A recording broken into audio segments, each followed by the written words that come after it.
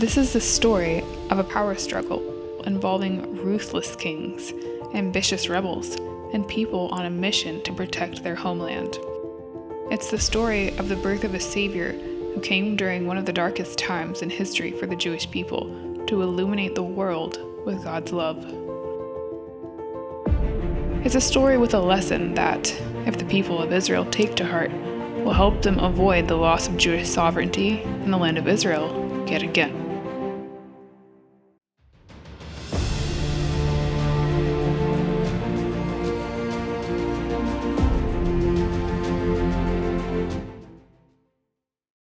Hi, I'm Hope.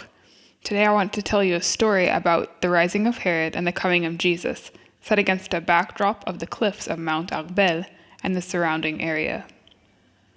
In 167 BC, the Greek Seleucid king Antiochus IV, who then ruled the land of Israel, enacted harsh decrees against the Jews in an attempt to impose Hellenistic Greek culture on them.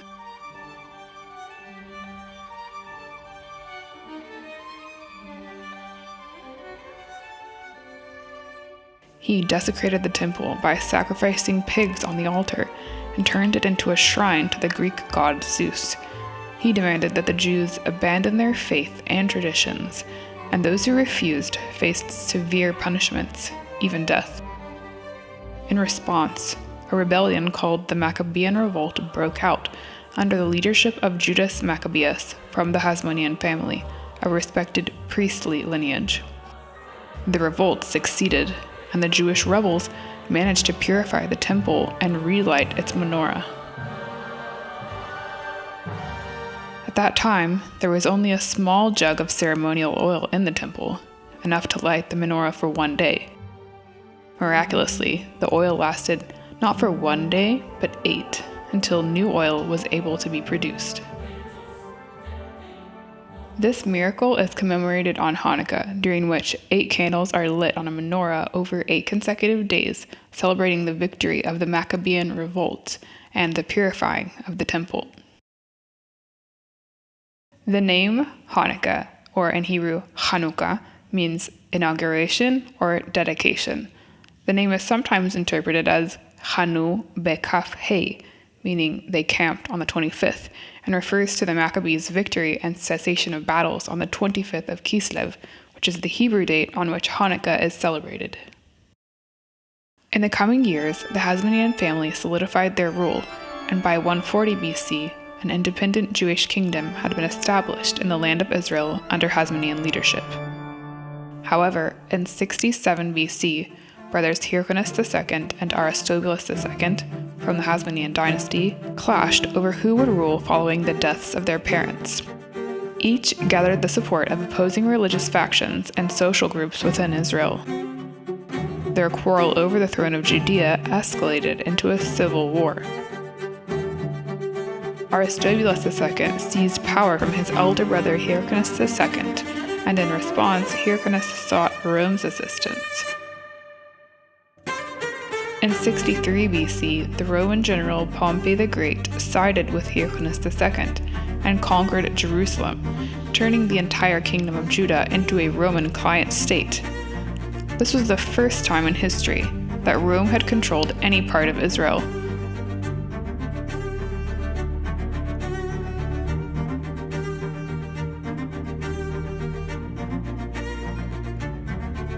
Hyrcanus had an advisor by the name of Antipater the Edomite, who was the father of the biblical King Herod. Antipater appointed his son Herod as governor of the Galilee in 47 BC. The Galilee is a region in northern Israel, located to the west of the Sea of Galilee, and is known for its stunning natural landscapes.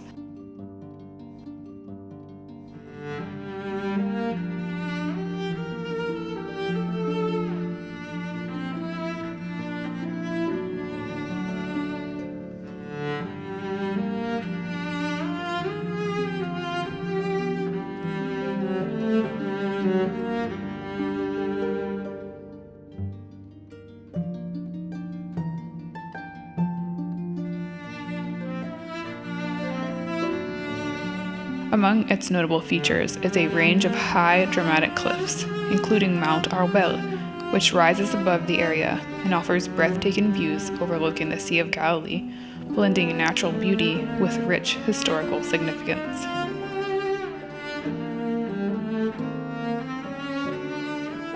In 40 BC, when the Parthian Empire invaded Judea, Aristobulus II's son, Antigonus II Mattathias, allied with them, captured Jerusalem from his uncle and from Rome, and took control of the throne.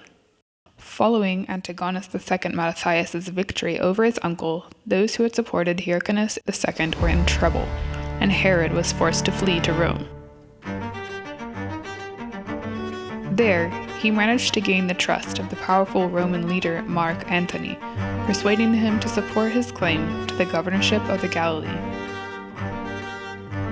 Herod returned from Rome in 39 BC, accompanied by a Roman army, and launched a fierce campaign to overthrow Antigonus II Mattathias. He began his military campaign in the Galilee, an important stronghold for Antigonus's supporters, and marched to fight the Jewish rebels who had fled with their families and fortified themselves in the caves at Mount Arbel.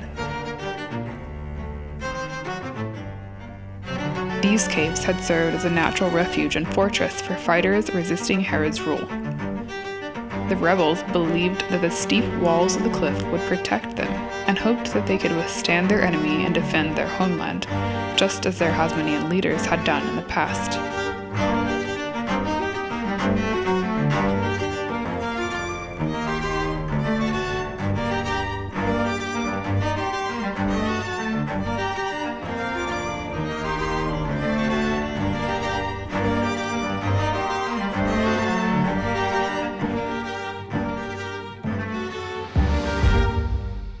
Initially, Herod was at a loss as to how to even access and defeat the rebels in the Arbel caves.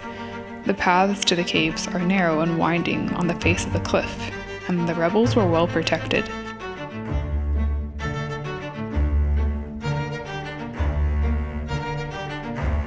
However, Herod, known for his cruelty and military ingenuity, ordered his soldiers to lower themselves by ropes and large boxes from the top of the cliff. These soldiers set fires in the caves to force the rebels out into open combat.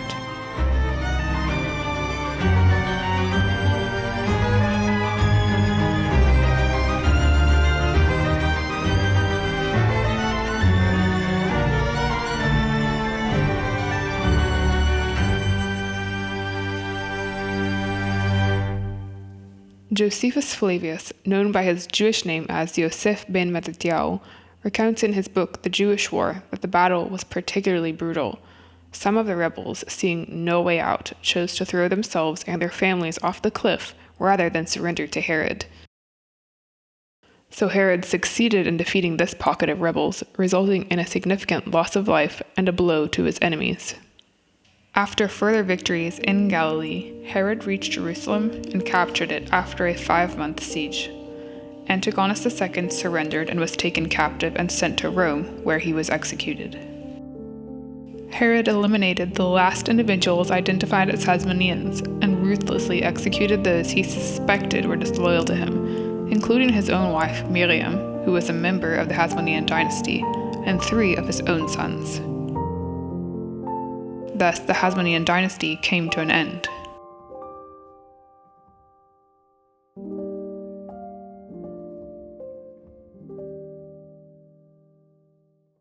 The same ruthless greed for power resurfaced when Herod heard that a new king of the Jews had been born in Bethlehem. In about 4 BC, Mary, Miriam, gave birth to Jesus. Joseph, Mary's betrothed husband, initially assumed she'd conceived by another man and planned to divorce her quietly, as he was a righteous man and did not want to disgrace her. However, an angel of God appeared to him in a dream and told him not to fear his wife's pregnancy, as she was with child by the Holy Spirit.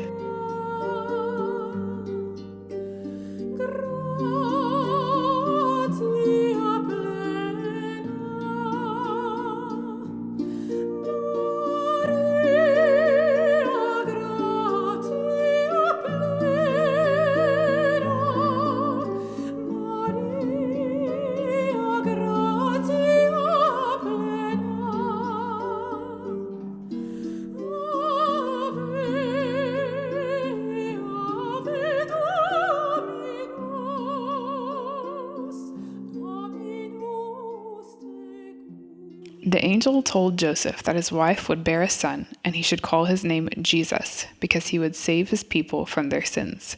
In Hebrew, the name Jesus is Yeshua, Yud Shin Vav Ayin, from the root Yud Shin Ayin, meaning to save. Many spiritual leaders in the Bible have names derived from Yesha, Yud Shin Ayin, such as Joshua the son of Nun, Yoshua ben Nun, Isaiah, Ishayahu, Hosea, Hoshea, and Elisha. Elisha, for instance, combines El, from God, and Isha, salvation, meaning God saves. Herod heard from wise men from the east that a star in the sky had guided them to Jerusalem because a king of the Jews had been born, and he was very worried. He gathered all the chief priests and scribes and asked them where the Messiah was to be born. They told him, in Bethlehem. Herod secretly summoned the wise men and inquired about the exact time that a star had appeared. He sent them to Bethlehem, instructing them to find the child and report back to him the child's whereabouts, claiming he wanted to go and worship the child. Clearly, Herod had no intention of worshiping the child. He planned to kill him. After the wise men found Jesus and presented him with gifts, they were warned in a dream not to return to Herod or reveal the child's location. Therefore, they returned to their country by another route. Joseph was also warned in a dream by an angel to flee to Egypt with Mary and Jesus, as Herod was seeking to kill the child. Joseph obeyed, and the family fled to Egypt. When Herod realized the wise men had deceived him and not returned, he became furious. He ordered the massacre of all the male children in Bethlehem and the surrounding areas who were 2 years old and under, based on the estimated time of birth he had learned from the wise men. This fulfilled the words of the prophet Jeremiah.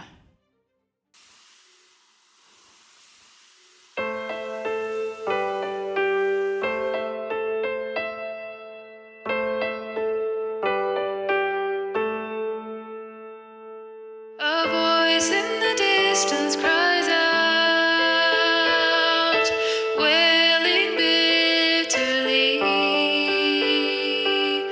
Rachel weeps for children, forever gone, so forever she'll mourn. Kol BaRamah Nishma, nei bechi tamburim. Rachel מבכה בניה, מעלה לעיניכם כי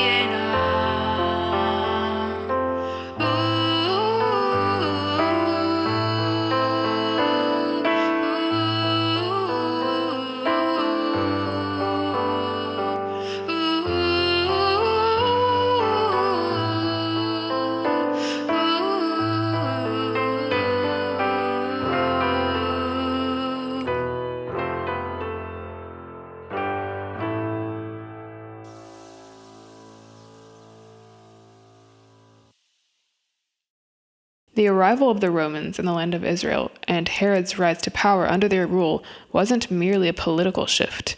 It was the result of a deepening moral decline among the Jewish people and their leaders. The life of faith and integrity demonstrated by the Hasmoneans united the Jewish people in their belief in God and their claim to the land of Israel against the Greek Antiochus and his oppressive decrees. Over time, faith and integrity were replaced by greed, corruption, self-interest, and severe internal conflicts. Salvation is needed in the darkest of times. Looking at this historical narrative, we begin to understand why Jesus was sent into the world at this specific point in time. It was one of the darkest times in Israel's history. The angel that had appeared to Joseph in his dream had told him that Jesus would save his people from their sins. How severe must the sins of the Jewish people have been for Jesus to have chosen to come just then? Well, severe enough that not long after Jesus' life and death, the crimes, greed, and hatred became so intense that they resulted in another civil war, culminating in the destruction of the Second Temple and the loss of Jewish sovereignty in the land of Israel for 2,000 years. It wasn't by chance that Jesus, when asked what the greatest commandment in the Torah was, replied, "Hear, O Israel, the Lord is our God, the Lord is one. You shall love the Lord your God with all your heart, with all your soul, with all your mind, and with all your strength. This is the greatest and foremost commandment, and the second is like it. You shall love your neighbor as yourself." On these two commandments hang the whole law and the prophets. There is no commandment greater than these. He was quoting from passages in the Old Testament that read, "Shema Israel, Adonai Eloheinu, Adonai Echad. V'ahavta et Adonai Elohecha bechol levavcha, ubechol nafshecha, ubechol meodecha. V'ahavta lereacha kamocha, ani Adonai."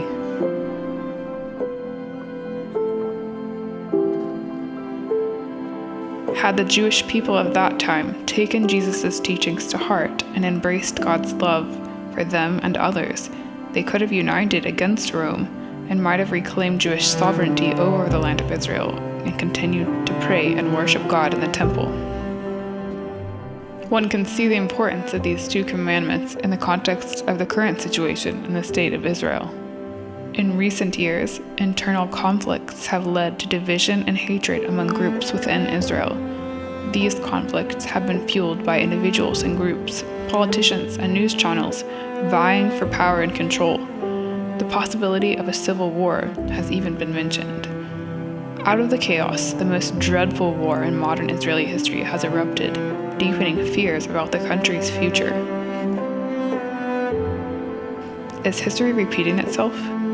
I hope not, but it's critical for the people of Israel to open their hearts to God's love and find a way to replace hate with real love. It's not just the citizens of Israel that can learn from this story. Many countries around the world are experiencing upheaval, and even in times of relative peace, we may find ourselves involved in conflicts that negatively affect our daily lives. Later in Jesus' life, when the scribes criticized him for dining at Matthew's house with tax collectors and sinners, he wisely replied that it's not the healthy who need a doctor, but the sick. Likewise, he chose to go to those that have strayed from God in order to bring them back to himself. Jesus healed indiscriminately, even the unclean and the lepers. It was here in Galilee that he gathered many of his disciples. Some were simple people, some with questionable pasts, and some of unknown backgrounds. These stories show that the kingdom of heaven is open to everyone. I find comfort in knowing that God himself became a man and knows personally how it feels to suffer greatly and overcome. I bank on the fact that God can forgive anyone for anything, not because the harm done doesn't matter, but because justice has already been served. I know and feel God's love for me and for others, even those I deem my enemies. No matter how far we may be from God, we know that anyone sincerely seeking reconciliation to God will find the salvation they need. We read in James, "Draw near to God, and he will draw near to you." God promised the Israelites through the prophet Jeremiah, "And you will seek me and find me when you search for me with all your heart. I will let myself be found by you, declares the Lord.